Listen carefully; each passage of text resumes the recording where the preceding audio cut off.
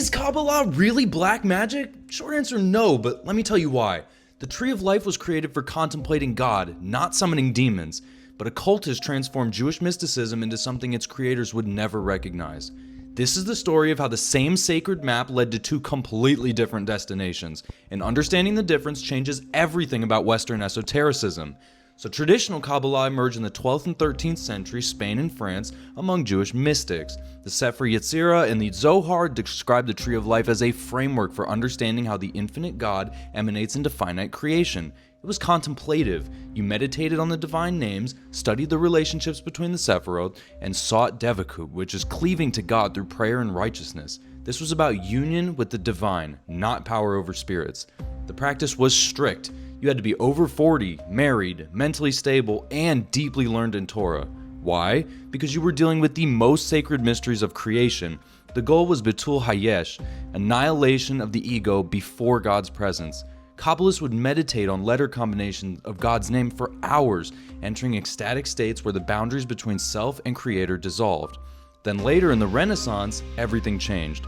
Scholars like Pico della Mirandola, Johannes Reuchlin, and later Athanasius Kircher encountered Kabbalah and saw something different.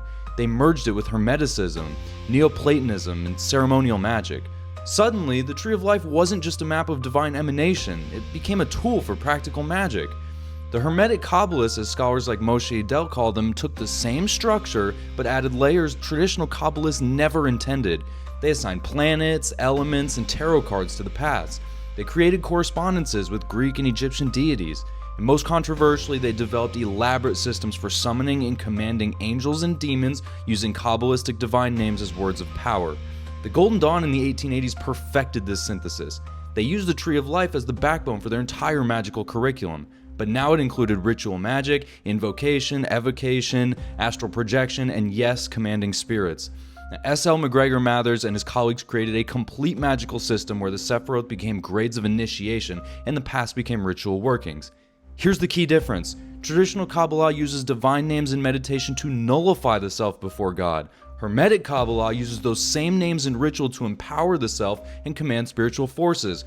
Traditional Kabbalah seeks to ascend to God through contemplation. It's meditative. Hermetic Kabbalah seeks to bring divine power down to accomplish the magician's will. A traditional Kabbalist meditates on Yahweh to experience God's unity. A Hermetic Kabbalist vibrates Yahweh in the East during the Lesser Banishing ritual to command the forces of air. Same name, radically different intention and practice. Now, scholars like Gershom Scholem documented this transformation extensively. He showed how what began as Jewish mystical theology became the foundation for Western ceremonial magic.